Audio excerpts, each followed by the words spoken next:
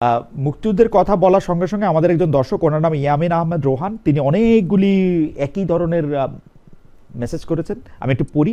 ৩০ লাখ তালিকা দিবেন নাকি মুজিবের গুজবই বলে যাবেন? সংখ্যা কম বেশি ছোট করে দেখি না, কিন্তু ৩০ লাখ মানুষ প্রাণ গেছে, তার তালিকা কই?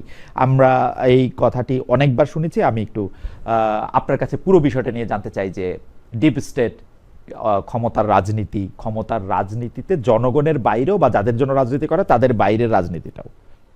দেখুন, প্রথম কথা, ৩০ লক্ষ শহীদের প্রসঙ্গে যে আলোচনাটা তিনি করেছেন, এটি মুজিবের মুখ থেকে বের হওয়ার আগে এটি কিন্তু আন্তর্জাতিক মিডিয়ায়, পত্রপত্রিকায় চলে এসেছিল। ফলে এটি নিয়ে যারা বিতর্ক করেন, বিতর্কটা আসলে খুবই উদ্দেশ্য প্রণোদিত এবং মুক্তিযুদ্ধের শহীদের সংখ্যাকে ছোট করে দেখানোর মধ্য থেকে তারা কারা আসলে এখানে আনন্দিত হন, এটা আসলে আমার মনে হয় না খুব ব্যাখ্যা করে বলার প্রয়োজন আছে।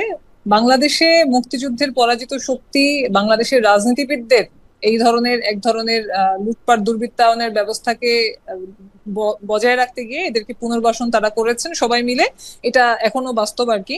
এবং এই যে ডিপ স্টেটের কথা প্রসঙ্গে, যার যে উপদেষ্টার কথার প্রসঙ্গে আলোচনাটি এসেছে, আমাদের আসলে খুব জানার ইচ্ছা যে তিনি আসলে যখন উপদেষ্টা হিসেবে ছিলেন, তখন আসলে তিনি কেন এরকম একটি বিষয় জানতে পেরে তখন কেন চুপ ছিলেন, সেটা আসলে আমাদের একটা, মানে আমার মনে হয় জাতির একটা প্রশ্ন।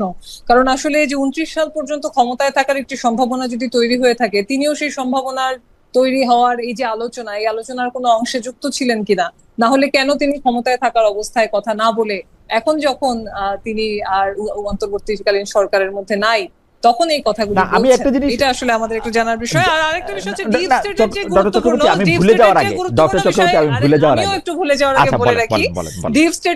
ডিপ স্টেটের যে গুরুত্বপূর্ণ বিষয় হচ্ছে গিয়ে, দেখেন, 20 ফেব্রুয়ারি মার্কিন যুক্তরাষ্ট্রের সুপ্রিম কোর্টে একটা রায় হয়েছে।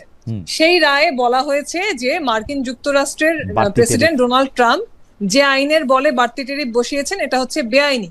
এবং সেইটা নিয়ে মালয়েশিয়ার পররাষ্ট্রমন্ত্রী কিন্তু বলেছেন, ফলে যেহেতু যুক্তরাষ্ট্রের সুপ্রিম কোর্টের রায় হয়ে গেছে, ফলে এইটার বিষয়ে যত তিনি ট্যারিফ বসিয়েছেন সব হচ্ছে গিয়ে এখানে অকার্যকর হয়ে যাবে। আমাদের দেশের মানুষজন যারা এখন ডিপ স্টেটের বিরুদ্ধে কথা বলছেন, যারা সাম্রাজ্যবাদের বিরুদ্ধে কথা বলার মতো এক ধরনের ইমপ্রেশন তৈরি করতে চাচ্ছেন, তাদের মুখে, না সরকারি দলের মুখে না বিরোধী দলের মুখে, এরকম একটা মার্কিন যুক্তরাষ্ট্রের আদালতে যে চুক্তি বাতিল হয়ে গেছে সেইটা নিয়ে সংসদে একটা কথা বলার মূরত্ব কারণ নাই।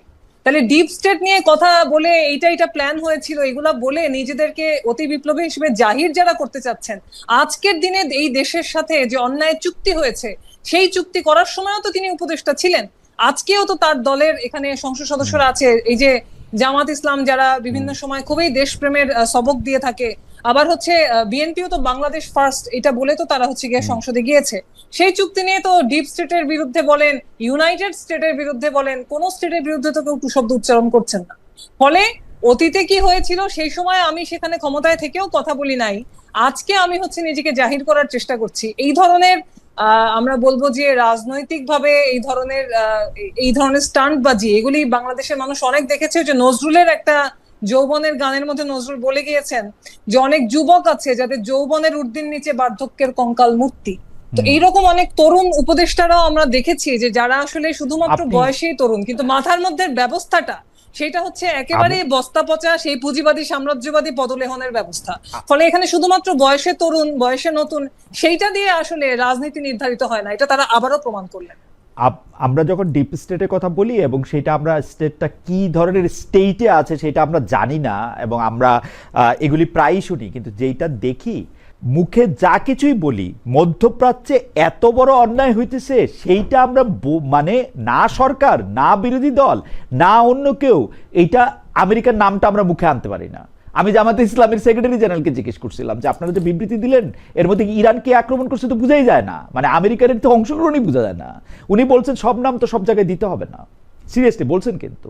এবং সরকারের বিবৃতি এবং জামাত ইসলামের বিবৃতির মধ্যে কোনো তফাৎ নাই, মানে তারা এত কথা বলেও একটা সৎ এবং তাদের কাছ থেকে অন্য কিছু আশা করেছিলেন, এটা জেনে আমার বেশ চমৎকৃত লাগছে আর কি। কারণ হচ্ছে যে এই জামাত ইসলাম তো হচ্ছে সেই জামাত ইসলাম যারা ভারত বিরোধিতার কথা বলে নরেন্দ্র মোদী যখন বাংলাদেশে এসেছিলেন তারা তাকে অভিনন্দন জানিয়েছিলেন, শুভকামনা জানিয়েছিলেন, স্বাগতম জানিয়েছিলেন।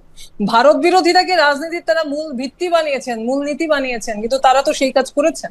ফলে সেই সময় কিন্তু মার খেয়েছিল বামপন্থীরা। আজকেও বাংলাদেশের রাজপথে ইরানের পক্ষে মিছিল করা বলেন, ইরানের পক্ষে অবস্থান জানানো বলেন, সারা দেশে আমরা কিন্তু এই যে ঢাকায় তো হয়েছে, বরিশাল, চট্টগ্রাম সমস্ত জায়গাতে কিন্তু ইরানের এই যে যুদ্ধের বিরুদ্ধে বামপন্থীরা পরিষ্কারভাবে আমেরিকা এবং ইসরায়েলের এই যে সাম্রাজ্যবাদী যুদ্ধ এর বিরুদ্ধে কিন্তু বামপন্থীরা কথা বলছে।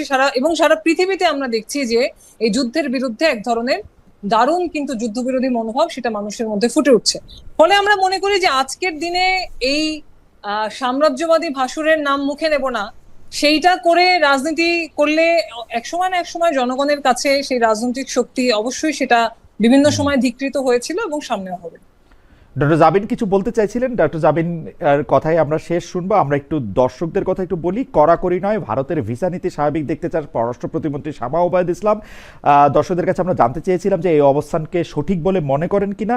শতকরা 68% দর্শক এই অবস্থানকে সঠিক মনে করেন, শতকরা 32% এই অবস্থানকে সঠিক মনে করছেন না। ভোট দিয়েছেন 8100 জন। ডক্টর জাবিন, আপনি বলতে চেয়েছিলেন। না, আমি ওই পররাষ্ট্র মন্ত্রণালয়ের বিবৃতির কথা, যেটা তারা আবার এটা নিয়ে তো মানে সামাজিক ভাবে এবং সব জায়গা থেকে সাথে সাথে অনেক প্রতিবাদ এসেছে, একদম সাথে সাথেই ইমিডিয়েটলি সর্বস্তরের আমি অনেক ধরনের মানুষের রিয়াকশন দেখেছি, এবং তারা আবার সেকেন্ড আরেকটা কিন্তু বিবৃতি দিয়েছে। আমি যেটা বলতে চাইছি যে আসলে যারা বলে যে সবকিছুর, রাজনীতিবিদরাই বলে যে ক্ষমতার মূল উৎস বা হচ্ছে জনগণ, এটা তো তারা বলার জন্য বলে, কিন্তু আমার কাছে মনে হয় যে গণ অভ্যুত্থানের পরে সত্যিকার অর্থেই আসলে জনগণ হচ্ছে সবচেয়ে বেশি ক্ষমতার অধিকারী। কারণ যখনই দরকার হয় তারা কিন্তু আমার মনে হয় না যে তারা কখনো আর পিছপা হবে বা কোনো কিছু না বলে সহ্য করে থাকবে। এই যে এই জুলাই সনদ বাস্তবায়ন যে হলো না, বা এই জায়গা থেকে যে আমরা সরে আসতে এক ধরনের বাধ্য হচ্ছি, এবং একটা অকার্যকর বিরোধী দল যে আমরা দেখছি, এগুলোর রিপার্কেশন বা এগুলোর কন্টিনিউশন বা এগুলোর রেজাল্টও কিন্তু আমরা সামনে পাবো। Okay, thank you so much doctor Jabin. আপনিও একটা শেষ কথা বলতে পারেন ডক্টর চক্রবর্তী, আপনার যদি কোনো কিছু বলার থাকে এর মধ্যে থেকে একটা প্রসঙ্গে আপনি 2 লাইন বলতে পারেন, কারণ এটা আপনাদের অসংখ্যবার শুনতে হয়েছে, আরো কয়েকশোবার হয়তো শুনতে হবে। সেটা হচ্ছে বামরা কি করেছে বাংলাদেশের জন্য। বামপন্থীরা বাংলাদেশের জন্য যদি কিছু না করে থাকে তাহলে কারা করেছে সেটা একটু জানার ইচ্ছা। কারণ হচ্ছে 52 সালের ভাষা আন্দোলনে বামপন্থীদের নেতৃত্ব, 62-তে নেতৃত্ব, 69-এর নেতৃত্ব, 71-এর যুদ্ধ, 90-এর সেখানে স্বৈরাচার বিরোধী আন্দোলনের ভূমিকা থেকে 24 সালেও বামপন্থীরা যে রাজপথে ছিল এবং সেটা যে অত্যন্ত নির্ধারক একটা জায়গাতে ছিল, সেটা এমনকি তাসনুভা জাবিনও যখন শাহবাগে সেখানে এসে দাঁড়িয়েছিলেন, তার সাথে যারা ছিলেন তাদের মধ্যে কিন্তু অনেকেরই পরিচয় ছিল তারা কিন্তু বামপন্থী ঘরানারই মানুষ। এবং আমরা মনে করি যে এখানে আজকে এই বামপন্থীরা কি করেছে সেই প্রশ্ন যারা করেন তারা আসলে জনগণের ভবিষ্যতের পরিবর্তন সেটা যে শুধুমাত্র বামপন্থীদের হাত থেকেই সম্ভব সেটা তারা খুব ভালো করে জানেন। এবং বামপন্থী রাজনীতিকে জনগণের কাছ থেকে বিচ্ছিন্ন করে রাখা, সেটার তো নানান রকম প্রয়াস সবসময় হয়েছে। আমার কথা না এটা, কিন্তু বামপন্থীরা যে এত তীব্রভাবে আওয়ামী লীগের সঙ্গে মিশে যায়, কখনো কখনো বিএনপির সাথে মিশে যায়, সেইটা বা কেমন? এটা আমার কথা না। ইসলামিক দলগুলি যে আওয়ামী লীগের সাথে মিশে যায় সেই বিষয়ে তাহলে কথা বলুন। খেলাফতে মজলিসের একটা অংশ আপনি তো আমাকে তর্কে হারাচ্ছেন, তর্কে তো আপনি আমার সঙ্গে জিতছেন চক্রবর্তী, তর্কে তো আপনি আমার সঙ্গে জিতছেন। আমি তো তর্ক করতে চাইতেছি না, আমি বলতেছি যে এটা কিরকম, মানে এত বেশি এই যে এত নেতৃত্ব, এত সংগ্রাম, এত আত্মত্যাগের পরেও মানে অক্সিলারি ফোর্স হয়ে বারবার থাকাটা কেন, মানে কেন এরকম মিলে? এবং অক্সিলারি ফোর্স যে কারণেই হোক, বামপন্থীরা অক্সিলারি ফোর্স হয়ে আছে বলেই কিন্তু আজকে বাংলাদেশের রাজনীতিতে সত্যিকারের পরিবর্তনটা হচ্ছে না। বাংলাদেশের যে রাজনৈতিক পরিবর্তন হচ্ছে না সেটা আমাদের বাম রাজনীতি শুধু না, এখানে দেশপ্রেমিক প্রগতিশীল মানুষদের যে রাজনৈতিক শক্তি সেটা প্রমিনেন্ট হতে পারছে না বলেই কিন্তু বাংলাদেশের রাজনৈতিক পরিবর্তন হচ্ছে না।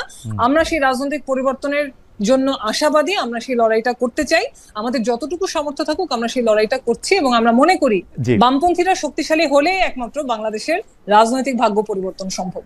ওকে, ডক্টর চক্রবর্তী আপনাকে অনেক ধন্যবাদ, ডক্টর জাবিন। আপনার এই আলোচনা, ডক্টর চক্রবর্তীর এই আলোচনার বাকিটা আমার সাথে যদি কখনো দেখা হয়, জন্নাত সাকিব ভাই থেকেও একটু বাকিটা শুনবো। আমরা এই কন্টিনিউ করতে থাকবো এই আলোচনা, এবং এই আলোচনা চলতে থাকুক, এই কথা জারি থাকুক। আপনারা দুইজন আমাদের সাথে অনেকগুলি বিষয় নিয়ে কথা বলেছেন, খোলাখুলি অনেক বিষয় আমাদের পরামর্শ দিয়েছেন বা মন্তব্য করেছেন, অনেক দর্শক আমাদের সঙ্গে ছিলেন। আপনাদের দুজনকে অনেক ধন্যবাদ জানাই আজকের অনুষ্ঠানে।